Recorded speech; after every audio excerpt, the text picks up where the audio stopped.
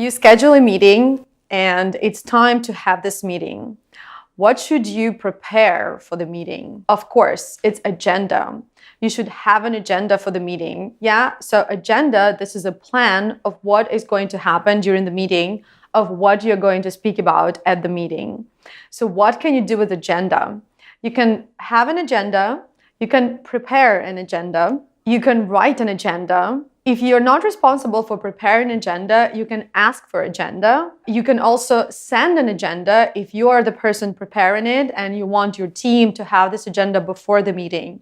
You can also map out an agenda, so basically create a plan of your agenda. I would say that if you're responsible for holding the meeting, you may be asked to send out the agenda before the meeting to all the participants. When having a meeting, you have a person who is actually holding this meeting. What about the others? You can allocate roles. So you can pick people who should be responsible for certain things while having this meeting. A very common role that you can allocate during the meeting is taking minutes.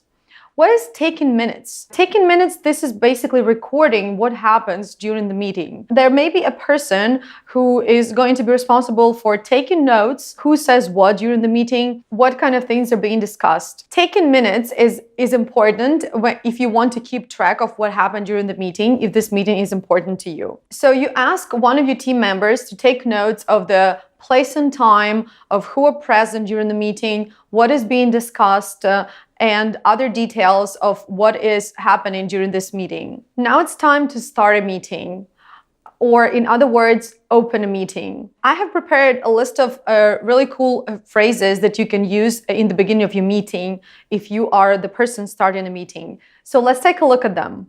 So you can say, right, everyone has arrived now, so let's get started. If we're all in here, let's start the meeting. Now that everyone is here, shall we begin? Shall we get down to business? Well, since everyone is here, we should get started. Okay, we have a lot to cover today, so we really should get started. As you can see, the phrase get started is a very popular phrase here when you want to start a meeting. So do not disregard this fact. Once you started the meeting, you have to follow your agenda.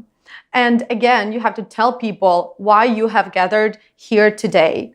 And in order to do so, there are certain cliche phrases that you can use when announcing your agenda. Let's take a look at the useful phrases that we can use to outline the agenda of our meeting. We are here today to talk about. We are here to discuss. Our main aim today is to. I've called this meeting today in order to discuss something. Then you can go over bulletins. Firstly, we'll be talking about. After that, we'll be looking at. Then I will be handing it over to somebody for doing something. Next, I'll ask you for comments, opinion, feedback, etc. And finally, we will discuss something. As you can see, there is a list of phrases that can map out your agenda. And this is very important because this is how meetings are done in English-speaking countries.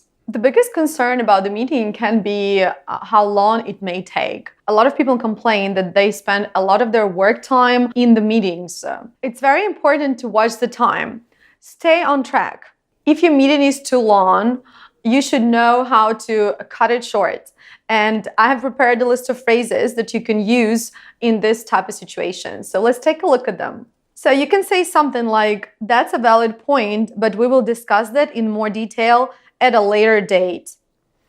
We are running short on time, so let's move on to the next topic. We are running behind now, so let's skip to the next point on the agenda. I'm afraid we only have 10 minutes left, so let's move on. I think we will have to leave that there for now and move on to something else. We are pushed for time, so let's discuss. Let's save this for another meeting. As you can see, I have highlighted the very cool phrases for you to use. So if you use those phrases, your English is gonna sound very native speaker-like, and believe me, you're gonna come across as a better IT professional.